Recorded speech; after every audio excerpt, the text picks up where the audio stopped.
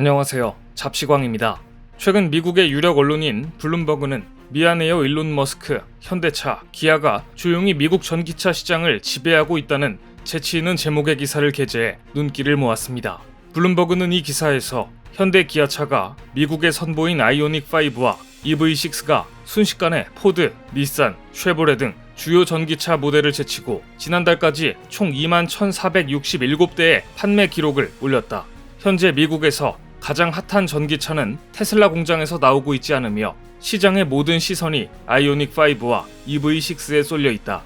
두 차량이 말 그대로 전기차 시장을 싹쓸이하고 있다. 현재 미국 시장에서 EV6의 출고 대기 기간은 6개월이나 걸린다고 극찬했습니다. 현재 미국에서 가장 많이 팔리는 전기차는 물론 테슬라입니다. 하지만 블룸버그는 현대 기아차의 전기차 성장세와 경쟁력에 주목하면서 이렇게 지적했습니다.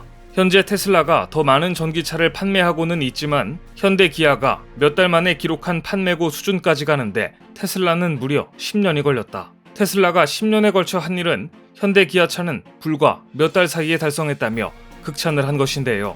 그런데 블룸버그의 칭찬은 일론 머스크도 이미 인정한 바 있습니다. 머스크는 얼마 전 자신의 트위터에서 현대차가 매우 잘하고 있다는 글을 올렸고 경쟁사 CEO의 칭찬에 현대 기아차는 돈 안 내고 엄청난 홍보 효과를 얻었습니다. 전기차 최강자인 테슬라의 수장이 공개적으로 현대차에 대해 호평을 내놓았다는 사실은 의미가 적지 않습니다.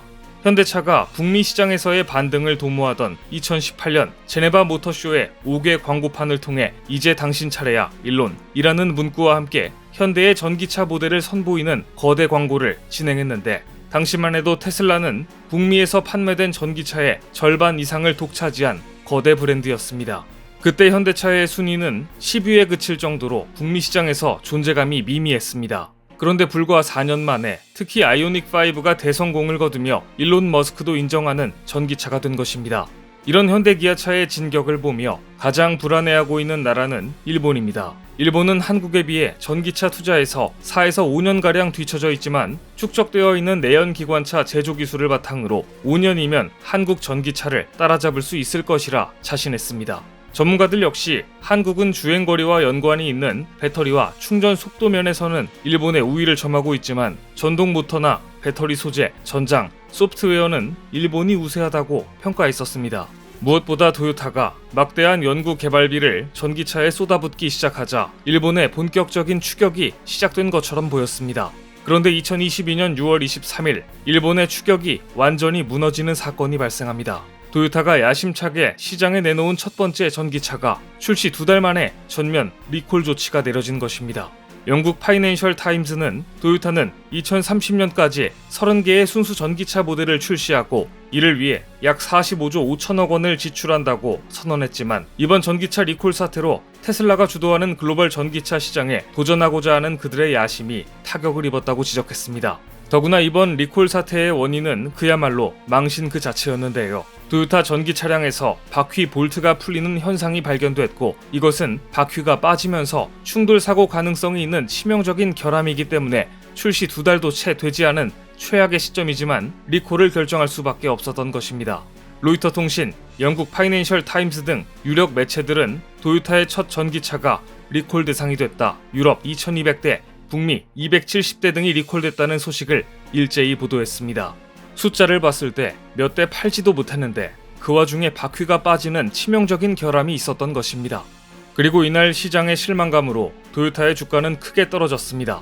하지만 일본 차 업계가 완전히 충격에 빠진 이유는 따로 있습니다. 이 보도가 나오기 바로 전날 일본 자동차 업체 스바루 역시 토요타 전기차 BZ4X와 같은 플랫폼을 써서 공동 개발한 전기차 솔테라 2600대에 대해 바퀴 볼트가 풀리는 결함, 즉 토요타와 똑같은 결함 때문에 리콜을 결정했기 때문입니다.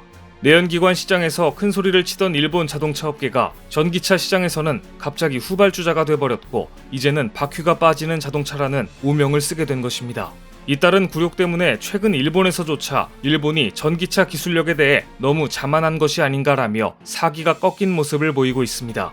최근 니온게이자의 신문은 지금 해외에서는 충전 시간이 급속히 짧아진 전기차가 잇따라 등장하고 있다. 하지만 일본 전기차의 충전 성능은 경쟁사들에 비해 크게 뒤떨어져 있다. 그러면서 현대차의 신형 전기 자동차를 언급했습니다. 한국의 신형 전기차는 출력 250kW 이상의 급속 충전이 가능하다. 5분 충전으로 200km 이상을 달릴 수 있다. 반면 도요타와 닛산 자동차는 충전 출력이 150kW 이하인데도 충전 시간은 2배 이상 걸린다.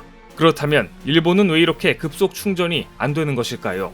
무엇보다 일본 내 설치된 급속 충전기의 출력이 낮은 것이 근본 원인으로 지목되고 있습니다. 한마디로 일본은 지금 성능이 뒤처진 인프라에 맞춰 생산하다 보니 성능이 뒤처진 전기차를 만들 수밖에 없다는 이야기인 것이죠. 일본은 도쿄전력 홀딩스의 충전 인프라 계열사인 이모빌리티 파워가 급속 충전기를 설치하고 있습니다. 하지만 대부분 50kW 이하이며 최근에서야 90kW 충전기를 설치하기 시작했습니다. 한국, 미국, 중국의 충전 인프라와 비교하면 비교조차 할 수 없는 수준인 것입니다. 이미 전기차의 강자 테슬라는 2012년부터 전 세계에 고출력 충전 인프라망인 슈퍼차저를 깔기 시작했고, 이렇게 깐 급속 충전기가 전 세계에 3만 기 이상 설치되어 있습니다. 현대자동차 역시 폭스바겐과 공동 출자한 전기차 충전 서비스 회사 아이오니티를 통해 2025년까지 유럽에 약 7,000기의 350kW급 급속 충전기를 설치하겠다는 목표를 달성하기 위해 충전기 설치에 매진하고 있습니다. 니온게이자의 신문은 마지막으로 이렇게 일침을 가했습니다. 닛산의 아리아나, 도요타의 BZ4X는 국내 보급이 우선이지만 글로벌 시장도 겨냥한 모델이다. 하지만 해외에서 판매하려면 고출력 급속 충전이 가능해야 한다. 이렇게 충전 성능에서 격차가 벌어지면 내연차로 확보해놓은 글로벌 시장 점유율을 잃게 될 수 있다. 일본에서는 지금 이렇게 반도체의 경쟁력을 잃은 것도 모자라 이제 자동차 시장에서마저 일본이 갈라파고스화 될 수 있다는 우려가 나오고 있습니다. 일본이 갈라파고스를 우려하는 동안 미국 시장 전기차 판매 2위라는 대기록을 달성한 현대차는 한 번 더 치고 나갔습니다. 지금도 아이오닉5를 받기 위해 구매자들이 줄을 서 있는데 아이오닉6의 티저를 공개해버린 것입니다. 티저 이미지를 본 사람들의 반응은 마치 우주선 같다였습니다.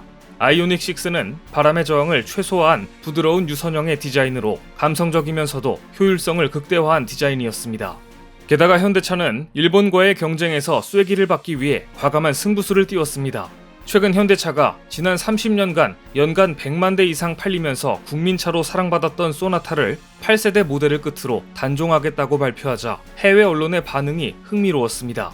미국의 자동차 전문 매체들은 현대가 소나타를 단종하는 이유는 소나타의 생산 인력과 라인을 전기차 생산 위주로 재편하기 위한 것이다. 현대차는 2035년까지 전기차 생산 기업으로 전환하겠다는 목표를 달성하기 위해 소나타마저도 정리하는 것이다. 현대가 전기차로의 전환을 위해 국민차 생산 라인까지 과감히 정리하고 전기차 생산 라인으로 탈바꿈하고 있다는 것입니다. 현대차는 이처럼 일본보다 훨씬 빨리 과감한 결단을 내렸으며 전기차에 대한 투자와 연구개발에 승부수를 던졌고 아이오닉5의 성공은 그 결실이었습니다.